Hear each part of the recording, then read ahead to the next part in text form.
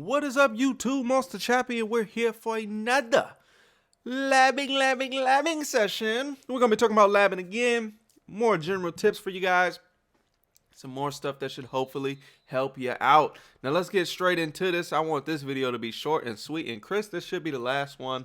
As far as labbing goes, not too much more we need to cover. If you missed the last video, I will leave a link in the description as well as an annotation. You can check it out.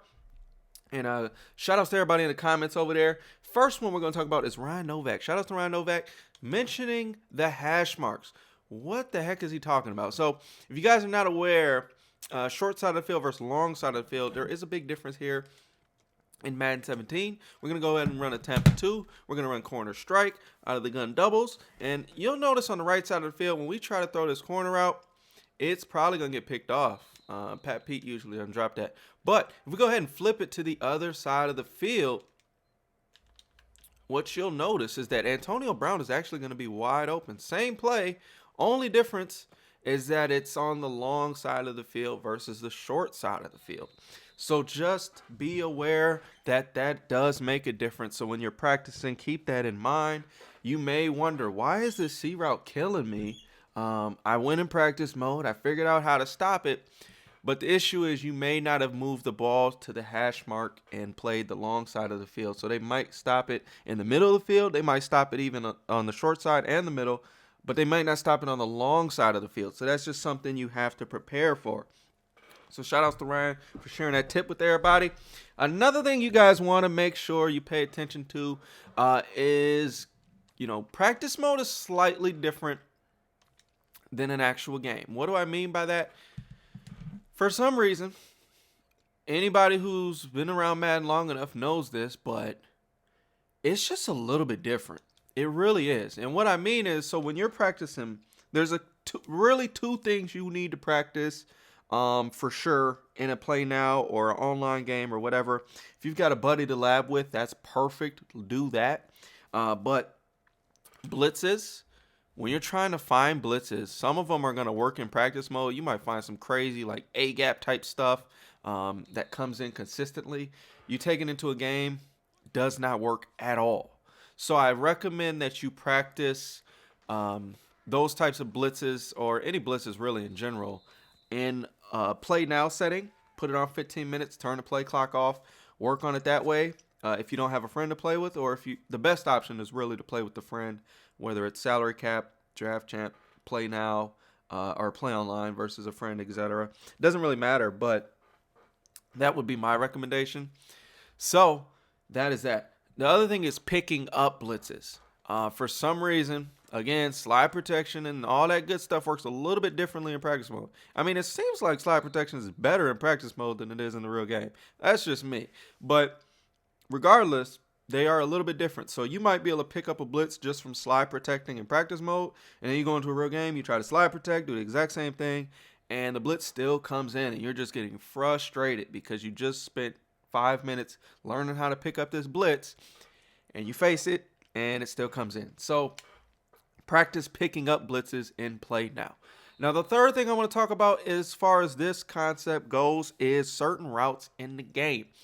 You go into practice mode, you find a beautiful route. I mean, this route is fantastic. It's not a usual route, not something you run a lot or anything like that. You see a lot.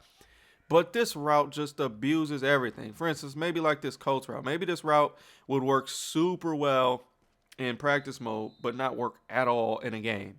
Now, this route I wasn't using it as an example because it's not the case. But there has been times in the past where I found a beautiful route. Like, it just torches everything in practice mode. You go into a real game, everything locks it up. So that's just another thing to be mindful of. Next thing I want to talk about, guys, is try to practice with personnel similar to what you play with. So if you use the Raiders every single game, like I do, when I play online, well, most of the time I use the Raiders. But if you use the Raiders, practice with the Raiders. You definitely want to practice with them. Different quarterbacks have different throwing animations. Some are quicker than others. Another thing is your personnel, speed, height, etc. That all makes a difference. Try to practice, most of us are playing MUT at this point or salary cap.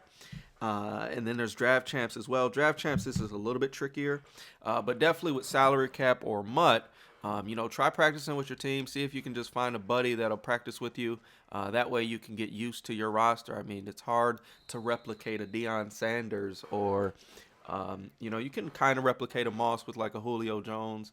But you kind of get the idea here. Brett Favre with the gunslinger, you can't really replicate that in play now or anything like that. So you need to use Brett Favre with gunslinger because that can make a difference between a completion and incompletion.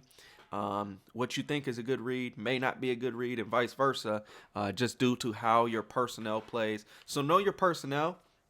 Another quick tip for you guys is to check out your opponent's personnel. When you're going into a game, check their personnel out. Just see who they're working with. Do they got a mobile quarterback? How fast is their running back? If you're playing salary cap, they might tank the running back. So do they have a really weak running back? What positions are they strong at? Where are they weak at? That might give you an idea of what kind of scheme they're going to run, how they're going to try to run their offense, how they're going to try to run their defense, etc. So you can learn a lot just from someone's personnel. And that's something I definitely try to take advantage of a lot more, especially with salary cap and draft champs and stuff. So that is another quick tip for you guys. So back to labbing. We talked about kind of using the play now and everything like that. Another thing you want to do is make sure you're not practicing too much. What does that mean? When I say practicing, you have to understand everything is practice. If you play a friend, that's practice. If you play a CFM game or a tournament or anything, reps are practice. The best practice you can get is actual reps. Games. Get games because that's going to give you your best experience by far. What I recommend using practice mode for is if you play a game, you struggle to stop something, go to practice mode, learn how to stop it, and move on. Or you see something that you like that someone's doing. Maybe they're running a really nice route that you've not seen before anybody else using. See if you can find it in your playbook. Figure out how to stop it. Figure out if you got it in your own playbook, you might want to utilize that. So maybe find a play or two that are in formations you usually use and add it to your scheme. That's another really good use of practice mode. But what you don't want to do is just be a practice mode junkie. I had an issue with this in the past, and what ends up happening is if you sit in practice mode too much, you get into a game, all of a sudden you're just not as good for whatever reason. I mean, you've been doing all this practice and all this practicing, but you just haven't gotten the in-game reps. So your in-game adjustments are not as on point as they should be and everything like that. So you got to be mindful that you get actual reps. That is the best experience, the practical experience, the in-game experience. That is literally the best practice you can get, period, no matter what. So that is my advice on that. So just balance it out. Balance out your practice, balance out your regular games. Make sure there's a fine balance. You want to be playing more games than practice, ideally, for the most part, because, again, it's just the best experience that you're going to get. One more thing I want to touch on as far as balance and stuff is your solo challenges. What about solo challenges? So solo challenges are an awesome way to get coins. Another thing solo challenges are repetitive, easy. Essentially, you become robotic. Let's say you're playing a solo challenge on the pro level. You can pretty much just go in a single back ace, run a halfback dive, get 6-7 yards, and do it all game long. And just kill clock, get your coins, rinse and repeat, on to the next solo, do it again, rinse and repeat, over and over and over and over and over. You get the idea. Just crazy. You become very robotic.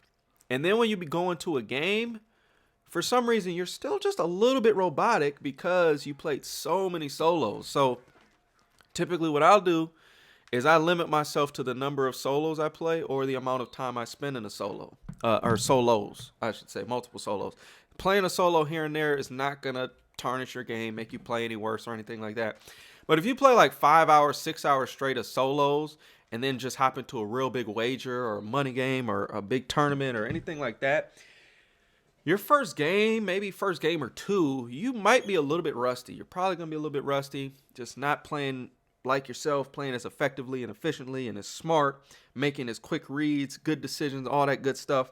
So just be careful with your solos. Don't overdo it. Kind of the same thing with practice. Don't overdo it, because there is a fine balance. Now, your balance might be different than your buddies. It might be different than your best friends. It might be different than your lab partners. It might be different than everybody else's. Yours, you got to know your own balance. Some of you guys, you might not have this issue at all. You can play practice mode all day long, go play solos all day long, and be fine and just play perfect. Others of you, you might play like an hour of solos and already start to see some sluggish effects just from playing that many solos. So it really just depends. Other guys, it might be 5 hours. Some of you guys, again, no effect at all. So it's not a big deal. But this is just kind of on an individual basis, the balance of practice, games, and solos. Last thing I kind of want to mention, I don't know if I did. I think we talked about personnel. Yeah, we talked about personnel. But the last thing I wanted to mention is, get a lab partner. Get someone you can practice with, someone you can play on a consistent basis or anything like that, that you can work on stuff with and try stuff out, things like that. That's going to help you become a lot better player. Try to find somebody who's better than you or on your skill level, around your skill level at least, somebody that can give you a decent game if you two played. And that'll help you in the long run a ton. It'll definitely help you become a better player. Just having somebody to go over stuff with, talk about concepts, talk about this and that and the other, as far as Madden related goes, and it will help you out. And remember, time is valuable, man. You got family time, you got work, you got school, you got all this other stuff. So just make sure you are efficient in everything you do. When you go into practice mode, have yourself what you want to accomplish. And once you get that accomplished, get out of practice mode. Go into those games. Go grind those leaderboards. Because if you're in practice mode, you're not moving up the leaderboards on salary cap or draft champs. And you're costing yourself maybe a spot in the top 64 or the top 4 if you're trying to get that. So that's another thing. So just be smart, be wise, and if y'all have any other tips or questions, leave them in the comments below. That's going to do it for this video, guys. I hope this one helped you out. Practice up, lab it up, solo it up, and most importantly, get those reps, get those games, get better, and playing different opponents, again, is going to give you all the experience you need because you're going to see everything. You're going to see how people want to adjust to you and your scheme, and then once you learn how to beat their adjustments, the next opponent you're going to play is probably going to have similar adjustments. So that is it for this video. Y'all take care, man. Peace.